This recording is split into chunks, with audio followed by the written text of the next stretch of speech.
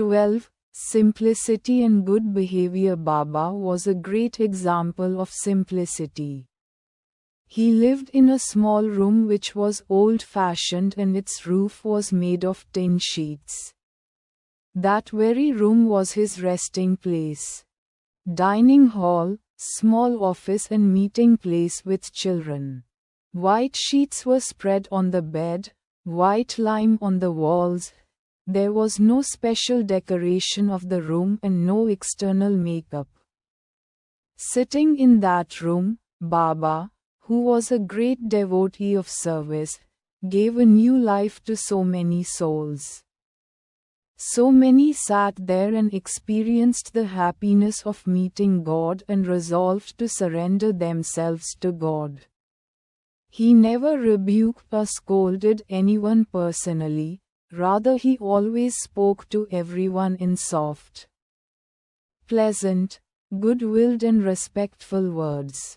Because of his sweet words, his sweet gaze, his sweet behavior, sweet words of wisdom and his sweet smile, his residence was named Madhuban Tapovan. 12. सादगी और अच्छा व्यवहार. बाबा सादगी की एक बड़ी मिसाल थे. वे एक छोटे से कमरे में रहते थे जो पुराने ज़माने का था और जिसकी छत टीन की चादरों से बनी थी. वही कमरा उनका आराम करने का स्थान, भोजन कक्ष, छोटा सा कार्यालय और बच्चों से मिलने का स्थान था. बिस्तर पर सफ़ेद चादरें बिछी थीं. दीवारों पर सफ़ेद चूना. कमरे की कोई विशेष सजावट नहीं थी और न ही कोई बाहरी साज सज्जा. उस कमरे में बैठकर सेवा के महान भक्त बाबा ने कितनी ही आत्माओं को नया जीवन दिया.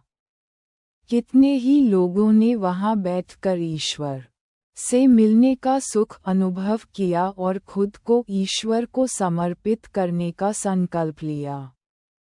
उन्होंने कभी किसी को व्यक्तिगत रूप से नहीं डांटा या डांटा, बल्कि वे हमेशा सभी से नर्म, सुखद, अच्छे इरादे और सम्मान के साथ बात करते थे.